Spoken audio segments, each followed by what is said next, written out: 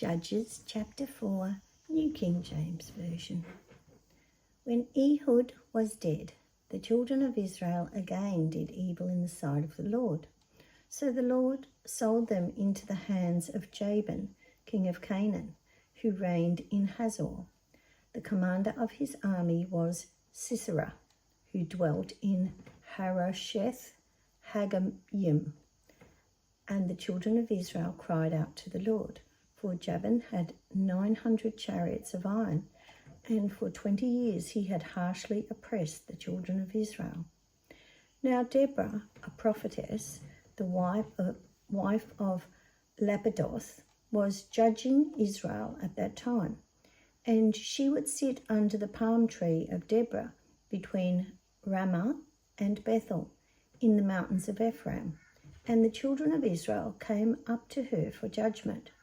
Then she sent and called for Barak, son of Abinoam, from Kadesh in Naphtali, and said to him, Has not the Lord God of Israel commanded, Go and deploy troops at Mount Tabor?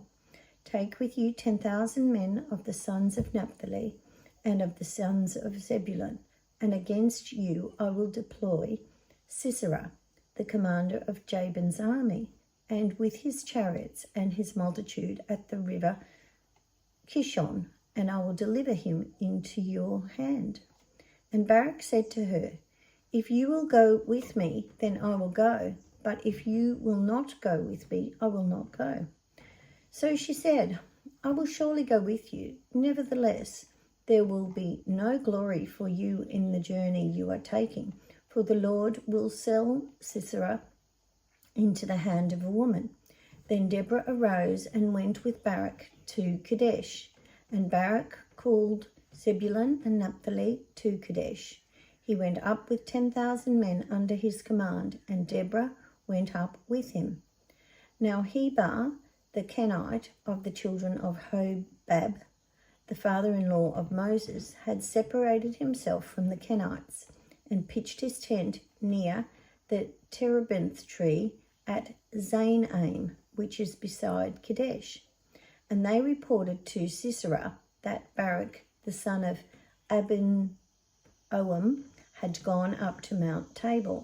So Sisera gathered together all his chariots, 900 chariots of iron, and all the people who were with him, from Harosheth Haggayim to the river Kishon. Then Deborah said to Barak, Up, for this is the day in which the Lord has delivered Sisera into your hand. Has not the Lord gone out before you?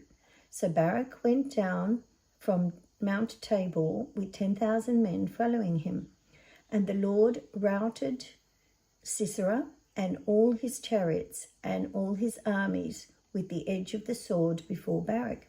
And Sisera alighted from his chariot and fled away on foot.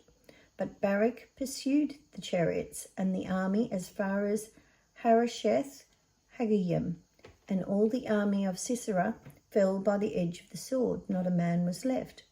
However, Sisera had fled away on foot to the tent of Jael, the wife of Heber the Kenite, for there was peace between Jabin, king of Hazor, and the house of Heber the Kenite. And Jael went out to meet Sisera and said to him, Turn aside, my lord, turn aside to me, do not fear. And when he had turned aside with her into the tent, she covered him with a blanket. Then he said to her, Please give me a little water to drink, for I am thirsty. So she opened a jug of milk, gave him a drink, and covered him. And he said to her, Stand at the door of the tent, and if any man comes and inquires of you and says, Is there any man here? You shall say no. Then Jael, Heber's wife, took a tent peg and took a hammer in her hand and went softly to him and drove the peg into his temple, and it went down into the ground, for he was fast asleep and weary. So he died. And then, as Barak pursued Sisera, Jael came out to meet him and said to him, Come, I will show you the man whom you seek. And when he went into her tent, there lay Sisera, dead with a peg in his temple.